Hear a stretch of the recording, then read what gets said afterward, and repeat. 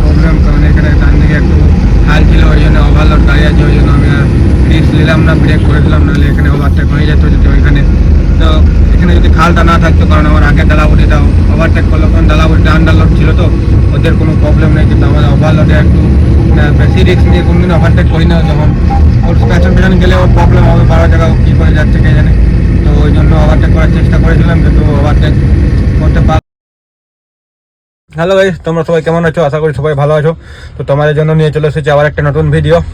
তো আমি এখন আছি তোমার অমিট হোটেলে আছি, এখান থেকে ভিডিও শুরু করছি, কারণ তোমার লোড হয়েছে সাকামবাড়িতে। আর সাকামবাড়িতে এখন আগে এই নিয়মটা ছিল না, এখন তোমার নিয়ম করে দিয়েছে যে ভেতরে যদি ভিডিও বানায় কি ফটো তুলি তো 10,000 টাকা ফাইন আছে। তুললিশে পেছনে সাইন করিয়েছিল, কারণ ওখানে লেখা ছিল যে ভেতরে যদি কেউ ভিডিও করো, যদি কেউ দেখতে পায় ধরা পড়ো, তো 10,000 টাকা অবধি ফাইন হতে পারে। তো পেছনে যখন গাড়িতে ঢোকার আগে পার্কিংয়ে যখন তুললিশ মানে, তখন ওখানে সাইনও করা দিয়েছে যে সাইন করো, আর বলে দিয়েছিল যে ভেতরে যদি তুমি ভিডিও করতে কেউ দেখতে পায় কি ফটো তুলতে কেউ দেখতে পায়, তোমার 10,000 টাকা অবধি ফাইন হতে পারে। তার জন্য ভিতরে কোনো ভিডিও বানায়নি। আর 9 ছেড়ে তো অমিট হোটেলে এসেছি। অমিট হোটেলে মাত্র আমার খেলা চলছিল আজকে, ইন্ডিয়া নিউজিল্যান্ড, তো ফাইনাল খেলা দেখছিলাম। তো ইন্ডিয়া জিতে গেছে, ওই খুশিতে তখন সব হোটেলে এনজয় করছিলাম, কারণ টিভিতে চলছিল হোটেলে। ওখানে বাইরে প্রথমে ফোনে দেখছিলাম, তারপর এখানকে যখন খেতে এলাম টিভিতে দেখছিলাম খেতে খেতে। তো এখন খাওয়া দাওয়া হয়ে গেছে। তো আমি গাড়ি তোমার আছে মোটামুটি আজকে তোমার আমাদের কোম্পানির স্পঞ্জ লোড হয়েছে 18টা গাড়ি লোড হয়েছে। তার মধ্যে মনে হয় 15টার 13-14টা এসপিএস আছে, বাকিগুলো সব আরও সামিস্টিল তো তার পাশে আছে হেমন্তদা। তো চলো এখন আমরা গাড়ি স্টার্ট করে বেরোবো, কারণ অনেক গাড়ি আছে, ওই জন্য লেট করবো না, কারণ সব পেছন একসাথে লেগে যাবে, তখন আরও প্রবলেম হবে। ওই জন্য আমি আর হেমন্ত আগেই এসে পরে খেয়ে নিয়েছি। আর খেলাটা শেষ হয়ে গেলো, ইন্ডিয়া জিতে গেছে, তার কোনো দাঁড়িয়ে থেকে লাভ নেই।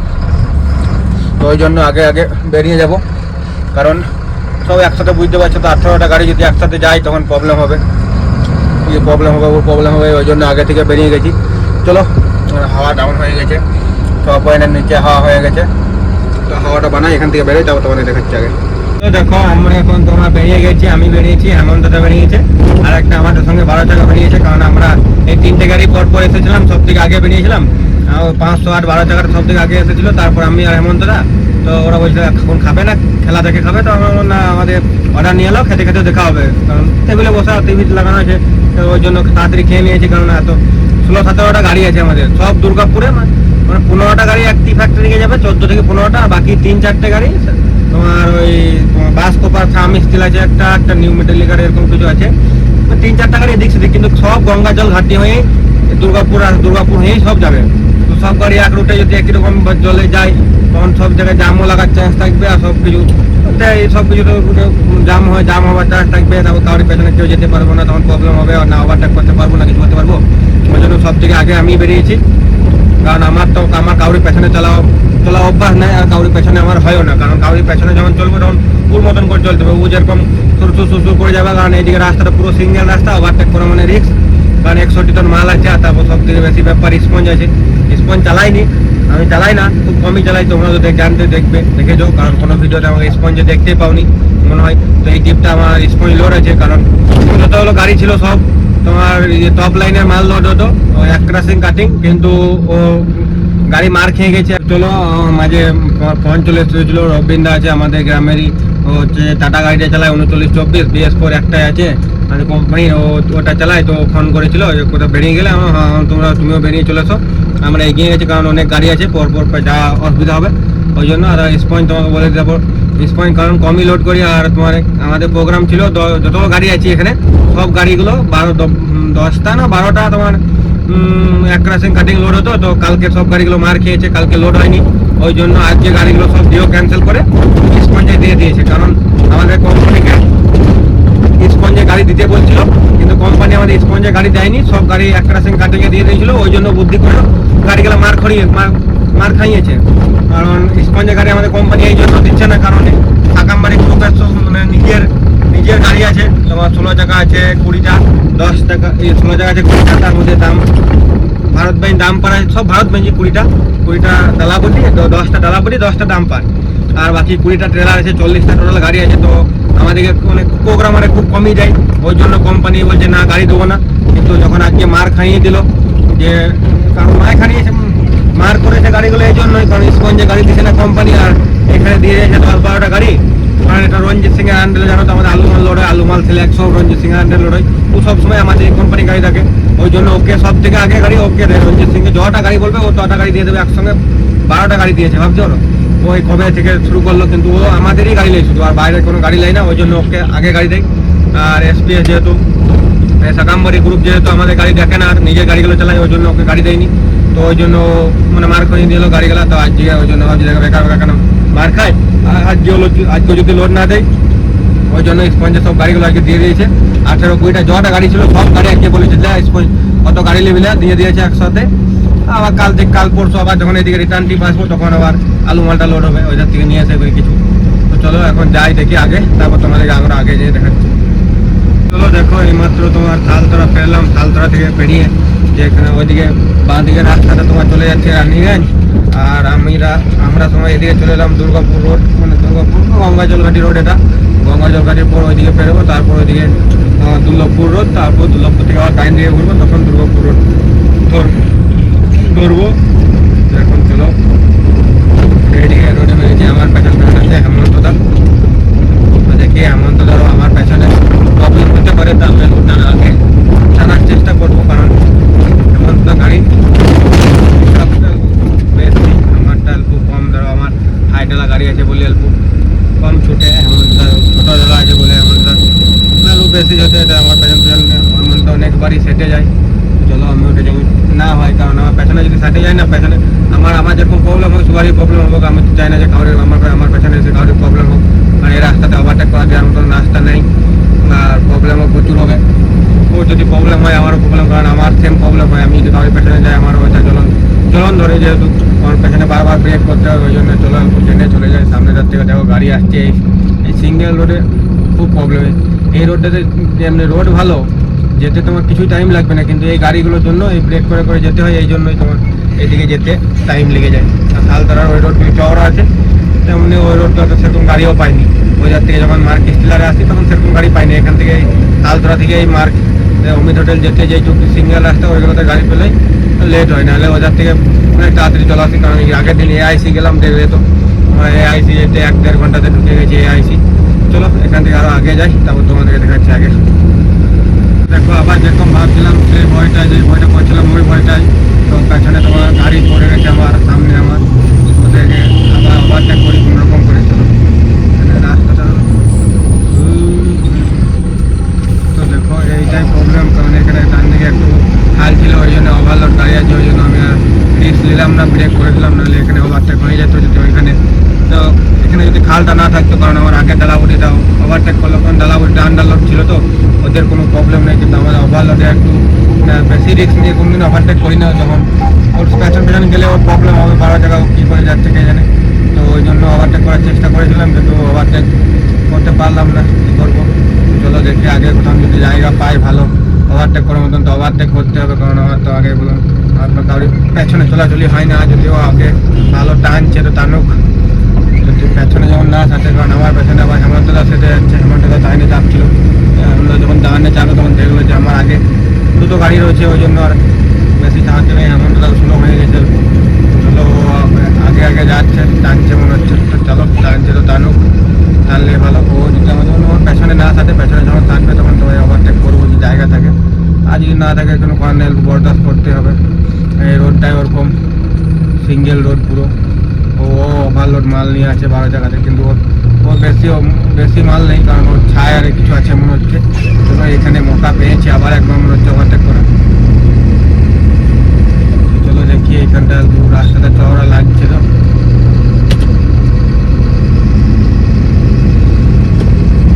চলো এখানে রাস্তাটা চওড়া, অল্প ব্রেক করে যদি ওভারটেক করতে দেয় তো ভালো, ইচ্ছা ওভারটেক করতে। চলো ওভারটেকটা করে নিই, এখানে হেমন্তদা পেছনে আছে, হেমন্তদা যদি ওভারটেক করতে পারে তাহলে ভালো, নাহলে হেমন্তদার প্রবলেম হবে। হেমন্তদা লাইট মারছে, ওভারটেক করে নেবে হেমন্তদা, কারণ ও মালটা অনেক হাই আছে, ও বেশি টানবে না। আমাদের মাল হাই নেই, কিন্তু আমাদেরও মাল ভালো আছে, 60-61 টন মাল আছে, কিন্তু মাল তোমার ডালা লেভেলে, যেহেতু স্পঞ্জ আছে ভারী আছে, ওই জন্য মাল তোমার ডালা লেভেলে। কিন্তু ওর মনে হয় ছাই আর কিছু লোড আছে, ছাই বালি হবে না মনে হয়, ছাই লোড হবে। টুকটুক করে জল পড়ছে বালি যে উপরে ওরা বুঝতে পারল না, বালি হলে গাড়িটা বালি লেগে থাকতো, বালি তো লয় আমার মনে হচ্ছে ছাই লড়েছে, ওই জন্য ও একটু আস্তে আস্তে আসছে। এই ডাউনগুলোতে প্রবলেম হতো, ওভারটেক করেছিল। চলো এখান থেকে আগে যাই, তারপর তোমাদের দেখাচ্ছি আগে। তো দেখো আমরা এখন তোমার গঙ্গা জল ঘাটির দুর্লভপুর রোড ধরে নিয়েছি, গঙ্গা জল ঘাটি পেরিয়ে গেছি। এবারে ওটাই রোড ভালো, ওদিকে সিঙ্গেল রোড, সব থেকে রিক্সি রোড ওটাই, মাটির রোড। তো এই রোডটা আর কোনো প্রবলেম নেই, এগুলো ওটাই চাবুক রোড, এনে পুরো। আর এইখান থেকে গঙ্গা জল ঘাটি থেকে আগে দুর্গাপুর ওটাই সুন্দর রোড, সুন্দর গুড় যাবো। শুধু একমাত্র বর্জরা বেড়াইতে একটু খারাপ, বাকি রাস্তাটা গোটাই চাবুক। এদিকে যেতে আর বেশিক্ষণ টাইম লাগবে না, এবার থেকে আসতে তোমার বেশি লেগে গেলো। মোটামুটি তোমার কত লাগলো, তোমার 10টা 20 বেরিয়েছিলাম, এখন বাজছে 11টা 44, মানে তোমার 1.5 ঘন্টা এই দিক দিয়ে, এদিক থেকে আসতে লেগে গেলো 1.5 ঘন্টা। এই দিকটাও 1 ঘন্টাতে চলে যাবো, 2.5 ঘন্টা রাস্তা, 1 ঘন্টা। তো বাজছে তোমার 1টাকে তোমার ফ্যাক্টরি ঢুকে যাবো আশা করি এসপিএস। তো বাজছে 11টা 44, মানে 1 ঘন্টা 15 মিনিট আছে, আশা করি 1 ঘন্টা কোথাও না দাঁড়ায় হেমন্তদা, তাহলে তোমার 1 ঘন্টা 15 মিনিট আরাম করে এসপিএস ঢুকে যাবো। যদি কোথাও দাঁড়ায় 10-15 মিনিট চা না, আমার তো বলছিল তো চা খেতে দাঁড়াবো, কোথাও যদি চা খেতে দাঁড়াই তাহলে ওখানে 10-15-20 মিনিট লেট হবে, ওটাই লেট হবে। নাহলে তোমার 1টাকে ঢুকে যাবো আরাম করে। 2.5 ঘন্টা লাগে, কারণ এদিকে রাস্তাটা অনেক সিঙ্গেল রাস্তা। আর আজকে গাড়িও পেয়েছি, অন্যদিন অত গাড়ি পাই না, তোমরা দেখলে সামনেও গাড়ি পেয়েছি, পেছনে ওদের থেকে সামনে দিক থেকেও গাড়ি পেয়েছি, ওই জন্য বেশি একটু লেট হয়ে গেল। তো চলো এখানে যাবো দুর্লভপুর ছাই খাদানের কাছে চলে এসেছি, এখানে সব গাড়িগুলো ছাই লোড করতে ঢুকে। তো এটা সব থেকে আমি একটা জিনিস দেখেছি, আর খুব কমই মানে দুর্লভপুরের থেকে ছাই লোডিং বন্ধ থাকে বেশ, মানে এনি টাইম সব ডেলি মনে হয় ছাই বন্ধ নেই। বাকি সব ফ্যাক্টরি কোনো বন্ধ হয়, কিন্তু এখানে ছাই কোনোদিন বন্ধ নেই। এবং আমার সামনে থেকে এখনো গাড়ি বেরোচ্ছে, এখানে ছাই খুব কমই বন্ধ দেখতে পেয়েছি। ছাই সেরকম বন্ধ থাকে না এখানে ডেলি ছাই লোড হয়। এখানে ছায়ের মানে চাহিদা ভালো, কারণ প্রচুর এখন ধরো তোমার ওই দিক থেকে কলকাতায় পুরো ডানকুনি অব্দি রোডটা পুরো ওভারব্রিজ, সব চারিদিকে ওভারব্রিজ হচ্ছে, ওই জন্য তোমার ছায়ের ওখানে সব ছাই লাগছে। যত সব এরকম ছোটো জায়গাটা যেহেতু সব যাচ্ছে আন্ডালোতে, সব ডানকুনি যাচ্ছে, ওখানে খালি করছে। তো একে দেখি এখন যেহেতু আন্ডালোড আছে, আরও রয়েছে তো ওভারটেক করতে, আর মনে করেন ওদের আন্ডালোডের গাড়ি আমার, ওভারলোড গাড়ি আমার, কী করে যদি ওভারটেক করবো, তাও যদি প্রবলেম হয় তাও ছাড়বো না, ওকে ওভারটেক করে নেবো। চলো এখান থেকে এখন যাই ওইদিকে, তারপর তোমাদেরকে দেখাচ্ছি আগে। তো চলো দেখো আমি তোমার বড়জোড়া ঢুকে গেছি। হেমন্তদা তোমার আমার আগে আছে, কারণ হেমন্তদা তোমার ওই রাস্তাতে ওভারটেক করেছে, কারণ হেমন্তদা প্রবলেম হচ্ছিলো। আমি হেমন্তকে অমিতদের দিকে বেরিয়ে আগেই বলেছিলাম, কারণ আমি জানতাম, আমি ধরো ওই গাড়িটা চালাতাম, আমি জানতাম যে ওই গাড়িটা কারোর পেছনে চলবে না। হেমন্তকে ওখানে বলে দিয়েছিলাম, হেমন্তদা তোমার ওভারটেক করে না, তোমার আমার পেছনে প্রবলেম হবে। তো ওইখান থেকে তো অনেক কিছু দূর এসেছি, ওখানে তো প্রবলেম হয়নি। তারপর আমার পেছনে সেটা এসেছিল, তো হেমন্তকে ওভারটেক করতে দিয়ে দিলাম। তো এখন আমার আগে আছে হেমন্তদা, আর এখন বাজছে তোমার 12টা 40, তখন আরও 10-20 মিনিটে ঢুকে যেতাম 1টাকে। আরও তো দুর্লভপুরে চা খেতে দাঁড়িয়েছিলাম, আর ওখানে 20 মিনিট ধরো লেট হলো দুর্লভপুরে, তো ওই জন্য আরও 20 মিনিট লেট হয়ে গেলো, নাহলে তো আমরা আরও আগে ঢুকে যেতাম, কারণ ওখানে চা খেতে দাঁড়িয়েছিলাম। তো চলো দেখো এখন ওইটার দিকে গাড়ি আসছে, ঢুকতেও পারছি না, সব লাইন দিয়ে গাড়ি আসছে। তো চলো এখন একটা ডালাগুড়ি আসছে, কিন্তু আমি আগে আছে যেহেতু ঢুকে যাবো। এই রোডটাও ভালো জাম চলে, কারণ এখন তোমার রাত 1টা হয়ে গেছে।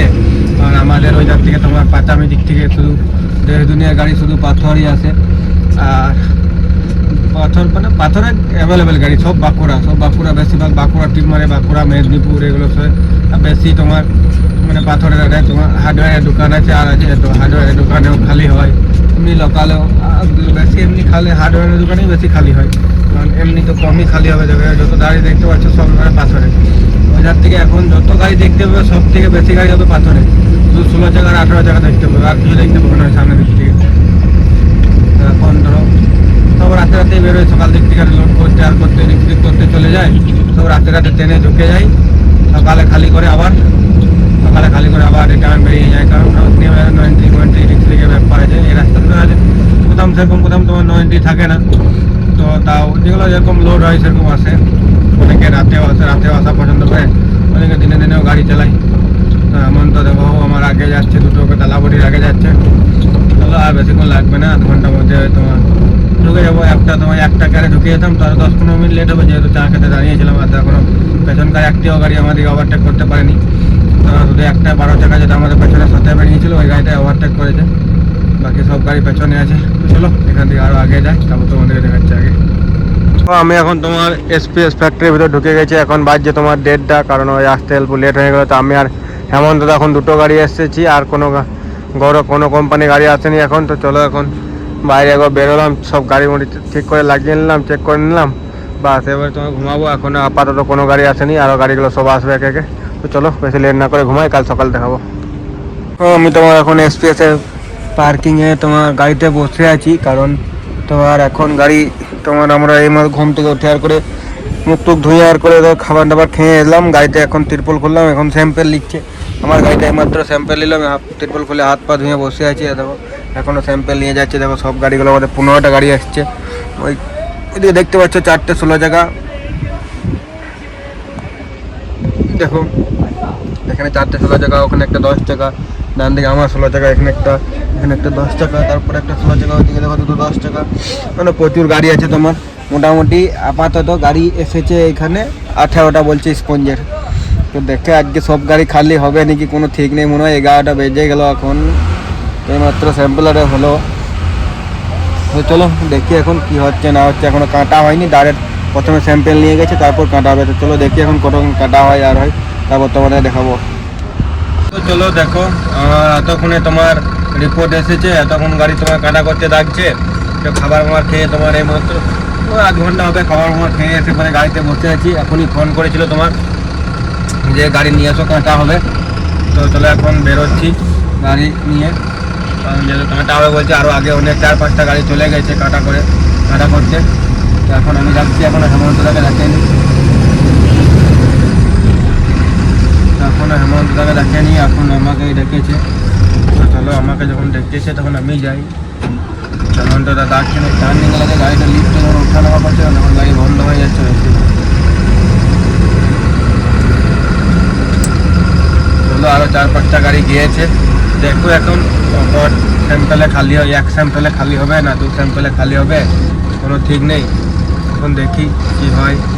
সব কাটা করতে গেছে, চলো কাটা মাটা করি, যাই চালানটা নিই।